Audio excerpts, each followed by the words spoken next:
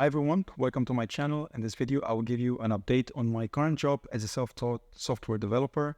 I'll be talking about how my first 4 months went, what I've learned, and what mistakes I did and should have avoided. Without further ado, let's dive in. As some of you may know, I started the job as a front-end developer about 4 months ago, after taking the self-taught route for nearly 6 months. So at my current job, my main tech stack revolves around React and TypeScript. Despite my experience mainly revolving around JavaScript, I quickly adapted and learned TypeScript on the job. My first working day, I had a meeting with the tech lead who provided a comprehensive overview of the project I would be working on. Together, we set up the necessary environment, such as the SQL database and the Docker for the backend, while the front end primarily involved React and Node. It is worth noting that the application I work on is mainly an e-commerce software as a service platform. Regarding my tasks for this application, the main focus involved refactoring several key features. I was provided with a specific structure and pattern that the app should adhere to during the refactoring process, and with those guidelines in mind, I proceeded independently to execute the necessary changes. The application posed a significant challenge due to its extensive size and lack of documentation. Additionally, working remotely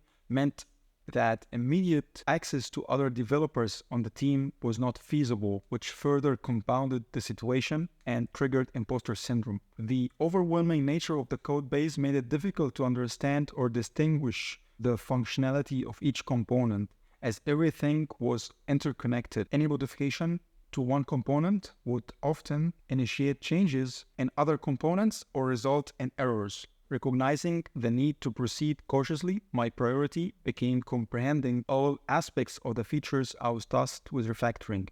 To mitigate risks, I created a parallel branch where I could experiment with app features and code without fear of causing any damage. I embarked on a comprehensive exploration of the features to familiarize myself with their names and functionalities. I adopted a systematic approach of breaking down the code into smaller, manageable pieces. Over the next 2 weeks, my strategy involved meticulously understanding the code by tackling it piece by piece. Simultaneously, I made it priority to work on the parts I already grasped or found relatively easier to comprehend.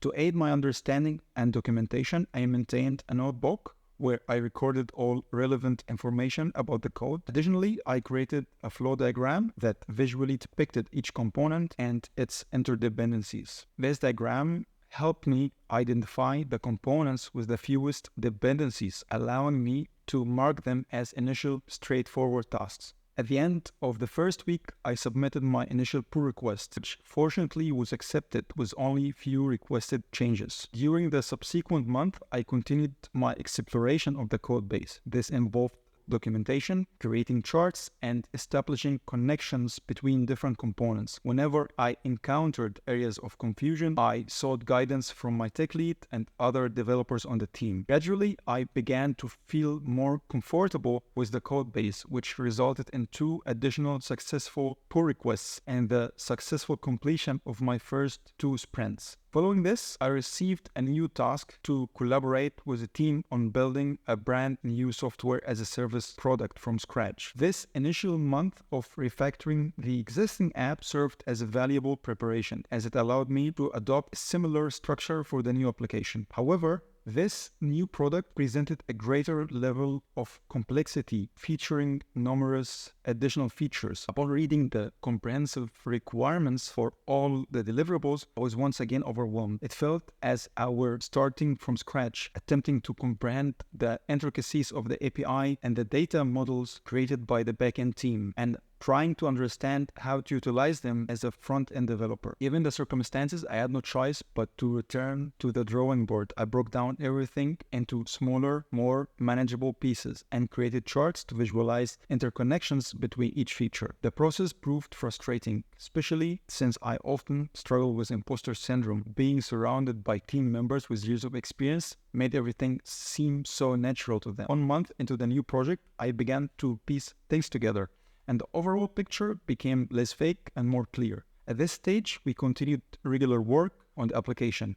actively gathering feedback from stakeholders regarding their desired features and implementing changes. And this is how it's going right now. That concludes the 4 months update. Now let's delve into the mistakes I encountered and should have avoided. In my first job as a software developer, I initially lacked direction and jumped straight into coding without proper thought and planning. This resulted in wasted time and useless code. To address this, I learned the importance of thorough planning before diving into code. However, it's crucial to strike a balance and avoid getting stuck in the planning phase for too long. Remember, the best code is the code you don't have to write. Reflecting on my first job experience, I realized I had a limited understanding of how to structure branches and split features effectively. As a result, my initial branch became overly large and took an extended period to review.